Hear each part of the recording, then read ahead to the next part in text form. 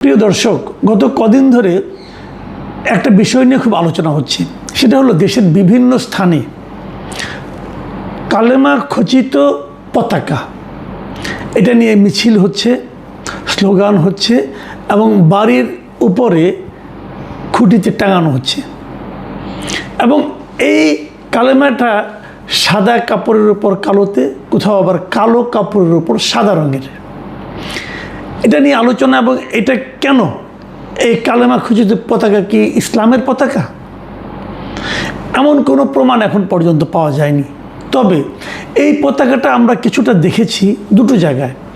একটা দেখেছি আমাদের দেশের হিজবুত তাহরির, তারা এই ধরনের একটা পতাকা ব্যবহার করে, এবং আন্তর্জাতিক যে জঙ্গি গোষ্ঠী হিসেবে পরিচিত ISIS, এই IS-এর পতাকাতেও অনেকটা এরকম কালেমা খচিত।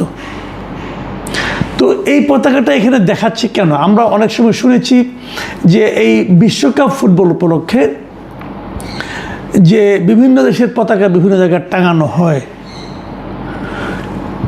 সেই পতাকার পরিবর্তে ইসলামের পতাকা টাঙানোর জন্য একটা আহ্বানও আমরা বিভিন্ন আলেমের কণ্ঠে শুনেছিলাম।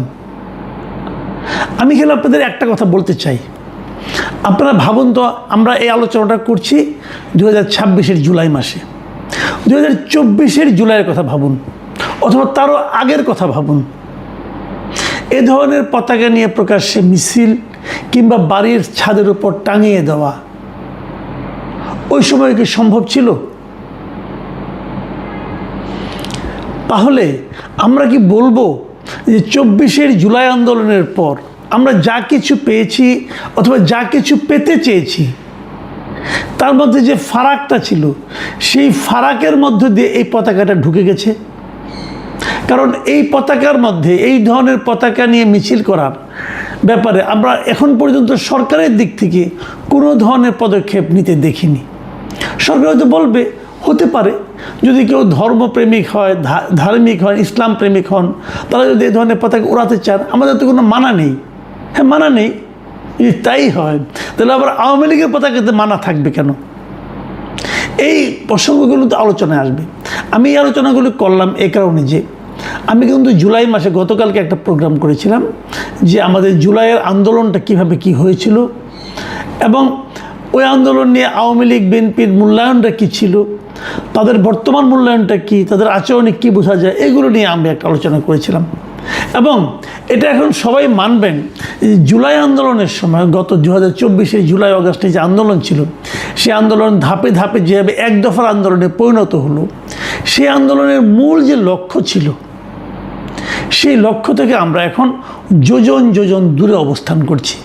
দেখুন, মাত্র 2 বছরের মাথায়, আমি যদি আরও সংক্ষেপ করে বলি, মাত্র 1 বছরের মাথায় আমরা দেখেছি। কারণ 2025-এর যে জুলাই আন্দোলনের বর্ষপূর্তি ছিল, সেখানেও আমরা এই হতাশাই সাধারণ মানুষের মধ্যে দেখেছি। তাহলে এই প্রশ্নটা কিন্তু অনেকেই করেন যে জুলাই আন্দোলন তাহলে ব্যর্থ কি হয়ে গেল, অথবা যদি ব্যর্থ না হয় তাহলে কী? এটা কি সার্বিকভাবে ব্যর্থ হয় নাই, আংশিকভাবে ব্যর্থ হয়েছে, কিছু কি অর্জিত হয়েছে? হ্যাঁ, আমি বলবো কিছু অর্জিত হয়েছে। কিছু অর্জিতটা কীভাবে হলো? যে শেখ হাসিনার যে শাসন ছিল, সেই শাসনটা জুলাই আন্দোলনের মাধ্যমে তার পতন হয়েছে। এটা হলো অর্জন। আর বাকি কিছুই আমরা অর্জন করতে পারিনি। বাকি প্রত্যেকটা জায়গায়, আদর্শিক জায়গায়, রাজনৈতিক জায়গায়, অর্থনৈতিক জায়গায়, কাঠামোগত সংস্কারের জায়গায় কোথাও আমরা কোনো কিছুই অর্জন করতে পারিনি।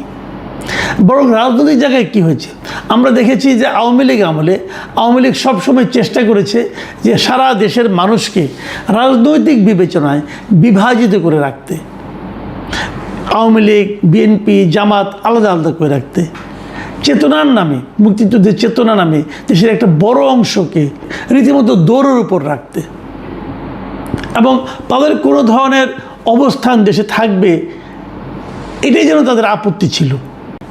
শেখ হাসিনার শাসনামলে এই বিভাজনটা এত স্পষ্ট এবং এতটা ভয়ঙ্কর ছিল যেন বলা যেত যারা বিএনপি সমর্থন করে তারা যেন এই দেশে থাকতেই পারবে না, যারা জামাত সমর্থন করে তাদের জন্য এই দেশে থাকার কোনো অধিকারই নাই, এরকম একটা পরিবেশ তারা কিন্তু তৈরি করেছিল।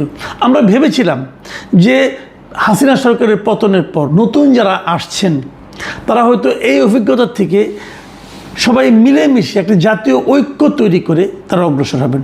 এবং যখন তারা একটা অরাজনৈতিক ব্যক্তি ডক্টর মোহাম্মদ ইউনূসকে দায়িত্ব দিলেন, তখন আমাদের এই ধারণা, বিশেষ করে আমার মধ্যে এই ধারণাটা আরও তীব্র হয়েছিল যে যেহেতু উনি কোনো রাজনীতি করেন না, উনি সবাইকে মিলে, সকল দলকে মিলে একটা ঐক্যবদ্ধ জাতি গড়ার চেষ্টা করবেন।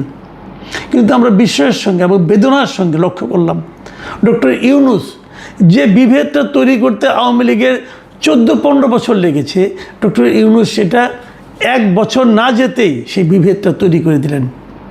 উনি আওয়ামী লীগের রাজনৈতিক কর্মকাণ্ডকে নিষিদ্ধ করলেন, ছাত্রলীগকে নিষিদ্ধ করলেন, করে আওয়ামী লীগ এবং ছাত্রলীগের যারা সমর্থক আছেন, কর্মী আছেন, তাদেরকে যেন এদেশে দ্বিতীয় শ্রেণীর নাগরিকে পরিণত করলেন। এবং সেই থেকে যে বিভেদটা তৈরি হলো, সেই বিভেদটা এখন যত দিন সামনের দিকে যাচ্ছে তত বেশি তীব্র আকার ধারণ করছে।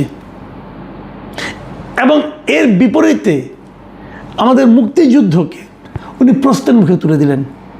মুক্তিযুদ্ধ এবং জুলাই আন্দোলন এই দুটোকে যেন পাশাপাশি বসিয়ে দিলেন। কেউ কেউ বলতে শুরু করলেন জুলাই আন্দোলন হলো দ্বিতীয় মুক্তিযুদ্ধ। জুলাই আন্দোলনে যারা শহীদ হলো তারা যেন মুক্তিযুদ্ধের শহীদের চেয়ে বড় গুরুত্ব পাওয়া শুরু করলো। এই যে প্রক্রিয়াটা, এই প্রক্রিয়ার মাধ্যমে উনি এমন একটা শ্রেণীকে আশকারা দিতে থাকলেন যারা নাকি আমাদের দেশের অস্তিত্বেরই একসময় বিরোধিতা করেছিল। এবং আমি যে কথাটা বললাম যে মৌলবাদী গোষ্ঠীর এই আশকারা ডক্টর ইউনূস মানে খুব সচেতনভাবে দিয়েছেন বলে এখন আমার মনে হচ্ছে, যার নমুনা আমরা কিন্তু এই কালেমাবাহী পতাকা মিছিলের মধ্যে দেখতে পাচ্ছি। আমরা অনেক কিছু দেখেছি। আমি মাঝে মাঝে বলি যে আওয়ামী লীগের ফিরে আসাটা কতটা জরুরি, কিংবা আওয়ামী লীগে ফিরে আসাটা কতটা অবশ্যম্ভাবী, অথবা আওয়ামী লীগে ফিরে আসাটা কতটুকু বাস্তবতা এই দেশে আছে, এর সব কিছুই কিন্তু তৈরি হয়েছে আমি মনে করি ডক্টর ইউনূসের মাধ্যমে। ডক্টর ইউনূসকে যখন দায়িত্ব দেওয়া হলো, উনি যদি দেশটাকে ঠিকঠাক মতো চালাতেন তাহলে কিন্তু আওয়ামী লীগের প্রাসঙ্গিকতা অনেকটাই ফুরিয়ে যেত, কিন্তু উনি তা পারেননি। আমাদের দেশের মানুষের একটা, আমাদের দেশের না, পৃথিবীর সব দেশেই, বিশেষ করে যে দেশগুলিতে একটু দারিদ্রটা বেশি আছে, সেই সমস্ত দেশের মানুষ কিন্তু অতীত দিয়ে বর্তমানকে বিচার করে। আমাদের এখানে যখন ডক্টর ইউনূস ক্ষমতায় আসলো, মানুষ ভেবেছিল চাঁদাবাজি শেষ হয়ে যাচ্ছে। আমরা শুনেছিলাম যে স্বরাষ্ট্রমন্ত্রী নাকি কারওয়ান বাজার থেকেই প্রতিদিন 1.5 কোটি টাকা চাঁদা নিয়ে থাকেন। তো চাঁদা নেওয়ার অর্থটা কি? এই টাকাটা তো সাধারণ মানুষের যে ব্যয় তার মধ্যে যুক্ত হচ্ছে, জিনিসপত্রের দাম বেড়ে যাচ্ছে। আমরা ভেবেছিলাম চাঁদাবাজির অবসান ঘটবে, জিনিসপত্রের দাম কমবে, সাধারণ মানুষ একটু নিশ্চিন্তে থাকবে, কিন্তু সেই জিনিস আমরা বাস্তবে দেখতে পেলাম না। আমরা দেখলাম সে আগের মতোই সব চলছে, এবং কোনো কোনো ক্ষেত্রে আগের চেয়েও খারাপ অবস্থা তৈরি হলো। এখন যখন সাধারণ মানুষ দেখে যে বর্তমানের অবস্থা আগের চেয়ে খারাপ, তখন মানুষ কিন্তু আগের প্রতি একটু আগ্রহী হয়ে ওঠে। যে কারণে আমরা 6 মাস যেতে না যেতেই বিভিন্ন মানুষের মুখে উচ্চারিত হতে শুনলাম যে আগেই ভালো ছিলাম। ডক্টর ইউনূস একটা অসাধারণ সুযোগ পাওয়ার পরও সে সুযোগটা নষ্ট করেছেন। প্রথমে আমি ভেবেছিলাম উনি বোধহয় না বুঝে নষ্ট করেছেন, পরে আমরা দেখেছি উনি ইন্টেনশনালি এই কাজটা করেছেন। উনি এই কাজটা করেছেন হলো যে এই ধরনের ফার্দার যাতে নাকি আর কোনো আন্দোলন না হতে পারে স্বৈরাচারের বিরুদ্ধে, শাসক গোষ্ঠীর বিরুদ্ধে, সেই জিনিসটাকে নষ্ট করে দেওয়ার জন্য এটা করেছেন। যেমন উনি এই 2-3 জন স্টুডেন্টকে ওনার ক্যাবিনেটের অংশ সুযোগ দেওয়ার মাধ্যমে, উপদেষ্টা বানানোর মাধ্যমে পুরো যুবক শ্রেণীর, পুরো যুবক গোষ্ঠীর মধ্যে যে ঐক্যটা গড়ে উঠেছিল অন্যায়ের বিরুদ্ধে, সেই ঐক্যটাকে ভেঙে দিয়েছিলেন। এদেরকে উনি দুর্নীতিতে লিপ্ত করেছিলেন। এদের পাশাপাশি সারা দেশে যত ইয়াং শ্রেণী ছিল যারা নিজেদেরকে বৈষম্য বিরোধী ছাত্র আন্দোলনের সদস্য বলতো, তারা সবাই কিন্তু, সবাই মানে ধরেন তার 90% আমি বলবো, নানা ধরনের দুর্নীতিতে, প্রভাব বিস্তারে, মাস্তানিতে লিপ্ত হয়ে পড়েছিল। এভাবে উনি একটা জেনারেশনকে করাপশনের মধ্যে ঢুকিয়ে দিয়েছেন এই ডক্টর ইউনূস। এবং এর পাশাপাশি তিনি যেটা করেছেন, জাতীয় পর্যায়ে আমাদেরকে, আমরা আগে বলতাম যে আওয়ামী লীগ সরকার ভারতের অনুগত সরকার, উনি পুরো দেশটাকে ভারতের পরিবর্তে অনেকটা যুক্তরাষ্ট্রের কাছে একটা গোলামি চুক্তির মধ্যে আবদ্ধ করেছিলেন। বিদেশি কিছু লোকজনকে নিয়ে এসেছিলেন, এনে তাদের মাধ্যমে আমাদের সংস্কার করবেন, আমাদেরকে জ্ঞান দিবেন, দেশকে কীভাবে চলতে হবে সেই জ্ঞান দেওয়ার জন্য আলী রিয়াজ, মনির হায়দার এদেরকে নিয়ে এসেছিলেন। তারা কি একটা দলিলপত্র বানিয়ে দিয়ে গেছে, দিয়ে তারা কোথায় এখন? তারা কিন্তু সব ভেঙে গেছে। এরা কেউ তো এই দেশকে তারা ফিল করে না, তারা তো এই দেশের মানুষ নয়। আসলে তারা যুক্তরাষ্ট্রকে মনে করে তাদের দেশ। তারা এখানে এসেছিল লুটপাট করার জন্য, এবং এদেশের প্রকৃত মানুষের মধ্যে যে সংস্কারের প্রত্যাশা ছিল সেই প্রত্যাশাটাকে ধ্বংস করার জন্য তারা এসেছিল। যে দু একজন আছে, তাদের মধ্যে দু একজনকে আমি খুব বিশ্বাস লক্ষ্য করি, ওরকম বিদেশি বেশ কয়েকজন কিন্তু এই সরকারও ধারণ করছে। এবং যাদেরকে ধারণ করছে, একটা কথা কেবল ভাবুন তো, তাদের যদি এই দায়িত্ব থেকে সরিয়ে দেওয়া হয় তাহলে কি তারা থাকবে? এই ডক্টর খলিলুর রহমান বলেন, আশিক চৌধুরী বলেন, আশিক চৌধুরী তো লন্ডনের নাগরিক, ইংল্যান্ডের নাগরিক। একজন ইংল্যান্ডের নাগরিককে আপনি আমাদের এখানে একটা জাতীয় পর্যায়ে নীতি নির্ধারণী পর্যায়ের একটা জায়গায় বসিয়ে রেখেছেন। ডক্টর ইউনূস এনেছিল, তার বদমতলব ছিল। এই সরকার তাকে কেন ধারণ করছে এটাও কিন্তু আমার কাছে এখন পর্যন্ত ক্লিয়ার না। তো আমরা তো এগুলো দেখলাম, এই জায়গাগুলোতেই কিন্তু আমরা দেখেছি যে তারা কতটা, মানে জুলাইয়ের চেতনা, আমরা বলি জুলাইয়ের চেতনা কেন ব্যর্থ হয়েছে, এর মূল কারণ হলো ডক্টর ইউনূস এবং গং এবং তার লোকেরা।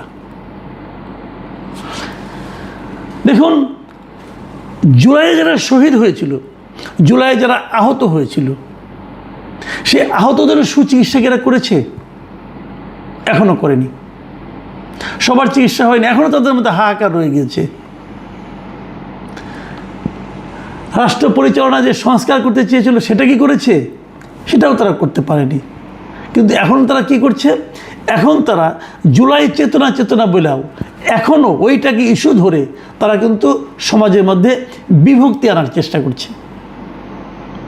আমরা মাঝে মাঝে বলি যে জুলাই চেতনার এই দুরবস্থার কারণটা কি, দুরবস্থাটা কোন পর্যায়ে পড়ছে।